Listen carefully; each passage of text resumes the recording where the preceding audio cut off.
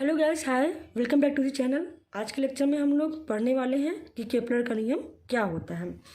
तो केपलर नामक एक साइंटिस्ट थे जिन्होंने ब्रह्मांड में जितने भी ग्रह हैं, उपग्रह हैं, एक दूसरे को चारों तरफ चक्कर लगाते हैं, किस प्रकार चक्कर लगाते हैं, उनके लिए क्या लॉज हैं, इनका प्रतिपादन इन्होंने किया था। तो इन्होंने बेसिकली 3 लॉज दिए जबकि कोई भी उपग्रह किसी ग्रह के चारों तरफ चक्कर लगाता है उनके लिए।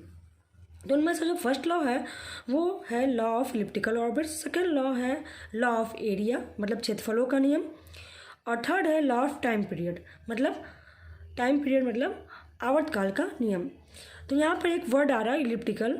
तो जैसे जो बच्चे हाई स्कूल से पढ़ के आए हैं तो उनको शायद इलिप्स या इलिप्टिकल वर्ड, जिसको हिंदी में दीर्घवृत्ताकार या दीर्घवृत्त कहते हैं, उसके बारे में समझ लें कि दीर्घवृत्त आखिर होता क्या है। तो दीर्घवृत्त एक प्रकार का ऐसा सर्किल होता है जो किसी एक डायमीटर के अलोंग चपटा हो जाता है, जस्ट लाइक दिस। तो आप इसमें देख सकते हैं कि अगर ये इस प्रकार का हो तो ये सर्किल है, ठीक। अब इसी में अगर आप इसमें इस सर्किल को इस डायमीटर के अलोंग चपटा कर दें तो ये इस तरह से ये क्या बन जाएगा, दीर्घवृत्त कहलाएगा, ठीक है। तो ये भी एक इलिप्स है और ये भी एक प्रकार का इलिप्स है, ठीक। ये कैसा इलिप्स है, अगर आप एक सर्कल ऐसा बनाएंगे, ओके, ये जो बाहर वाला सर्किल है इसके इस डायमीटर के अलोंग आपने इसको सप्रेस कर दिया, दबा दिया, तो आपका ये सर्किल बन गया। ये सर्किल जो है दब के ऐसे बन गया। इसी प्रकार ये अंदर वाला जो गोला है इसको आपने ऐसे दबा दिया तो ये आपका इलिप्स ऐसे बन गया। तो इस तरह का जो अंडाकार शेप होता है इसी को हम इलिप्स कहते हैं। अब इलिप्स के कुछ पैरामीटर्स हैं जिनको आपको समझने की ज़रूरत है कि कैसे हम इन्हें एक्सप्लेन करते हैं। तो सबसे पहले आप इसको समझ लीजिए कि क्या है। जैसे ये आपका इलिप्स है तो इलिप्स के कुछ बेसिक पैरामीटर्स हैं, जैसे यहाँ से यहाँ तक की ये जो डिस्टेंस है इसको हम क्या कहते हैं, इसे हम कहते हैं दीर्घाक्ष, इंग्लिश में कहते हैं मेजर एक्सेस। यहाँ से लेकर यहाँ तक की जो डिस्टेंस है दिस इज कॉल्ड लघु अक्ष, या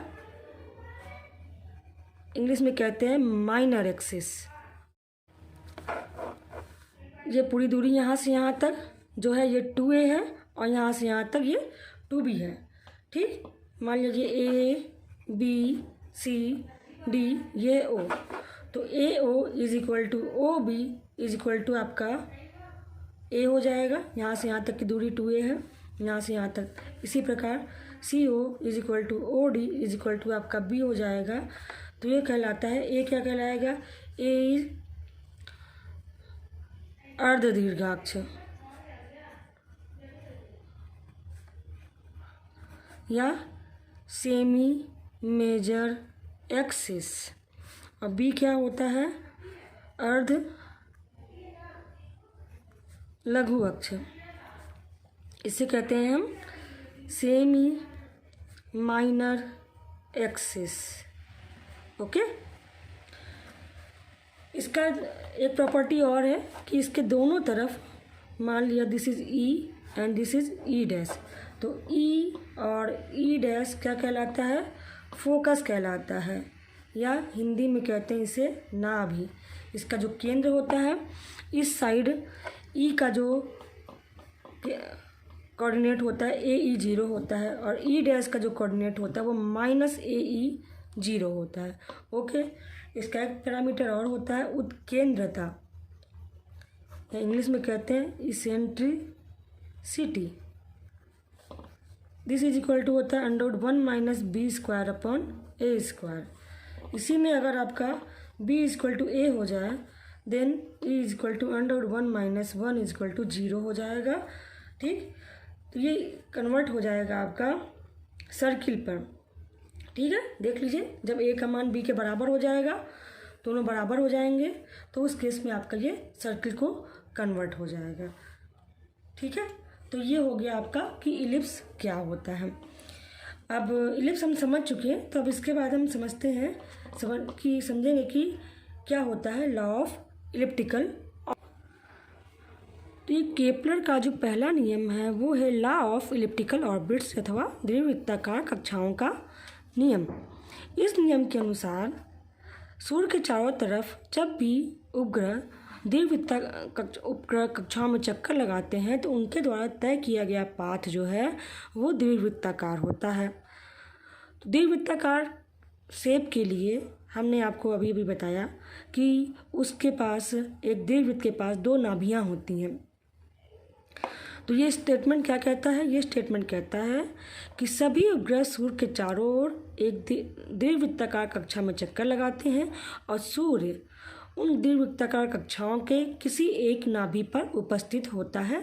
जैसा कि आप इस फिगर में देख सकते हैं कि अगर हम सूरज और पृथ्वी का एग्जाम्पल लेते हैं तो पृथ्वी सूर्य के चारों तरफ एक दीर्घवृत्ताकार कक्षा में चक्कर लगा रहा है और सूरज या तो इस तरफ या तो इस तरफ किसी न किसी एक दीर्घवृत्त के नाभि पर प्रेजेंट होगा। ये है पहला नियम।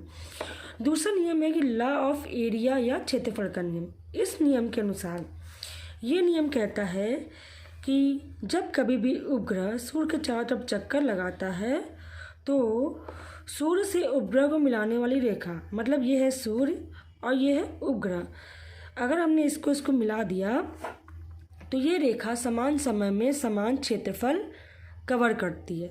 तो मान लिया अगर यहाँ से यहाँ तक आने में उपग्रह को बिंदु ए से बिंदु बी तक आने में t समय लगता है, तो t समय में इसके द्वारा तय किया गया एरिया क्या है, area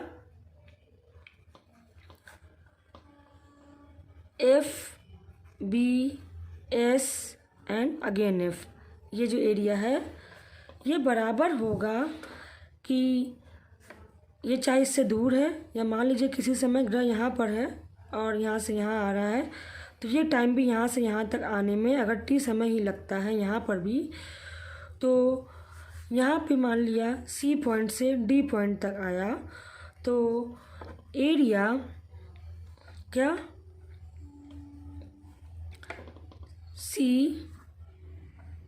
D S again C, तो ये एरिया और ये एरिया अगर t टाइम पर कवर हुआ है दोनों ही, तो दोनों ही एरिया आपस में बराबर होते हैं। भले ही आपको लग रहा है कि इसके द्वारा तय की गई दूरी कम है और इसके द्वारा तय की गई दूरी पास में है। ये बेसिकली इस पर डिपेंड कर रहा है कि यहाँ पर ग्रह सूर्य के ज़्यादा समीप है और यहाँ पर ग्रह जो है सूर्य से अधिक दूर पर है। ओके, तो इस नियम के अनुसार जब भी कोई उपग्रह सूर्य के चारों तरफ चक्कर लगा रहा होता है दीर्घवृत्ताकार कक्षा में तो वो समान समय में समान क्षेत्रफल कवर करता है। यानी वेलोसिटी तो इसकी अलग अलग होगी दोनों जगह पे, लेकिन कहने का मतलब ये है कि इसकी क्षेत्रफली चाल नियत रहेगी। इसका एरियल वेलोसिटी, ये जो रेडियस वेक्टर कहलाता है, यहाँ से यहाँ तक की लाइन को मिलाने को हम रेडियस वेक्टर कहते हैं। ठीक है, this is the radius vector. तो रेडियस वेक्टर के द्वारा समान समय में समान क्षेत्रफल कवर किया जाता है, अर्थात क्षेत्रफली चाल जो है ग्रह की उपग्रह की वो नियत रहती है। थर्ड लॉ क्या कहता है, थर्ड लॉ कहता है जो कि आवर्तकाल का नियम है, जब भी कोई उपग्रह सूर्य के चारों तरफ परिक्रमा करता है तो उपग्रह के परिक्रमा काल t का वर्ग उस दीर्घवृत्ताकार कक्षा के अर्ध दीर्घाक्ष मतलब सेमी मेजर एक्सिस के, जो कि a से डिनोट किया जाता है, a के घन अथवा तृतीय घात मतलब क्यूब के अनुक्रमानुपाती होता है। मैथमेटिकल फॉर्म में हम लिख सकते हैं कि अगर आवर्तकाल t है, दीर्घाक्ष a है, तो t square is directly proportional to a cube. ठीक है, मतलब ये दीर्घाक्ष है और ये आवर्तकाल है, इसका स्क्वायर दीर्घाक्ष के क्यूब के डायरेक्टली प्रोपोर्शनल है।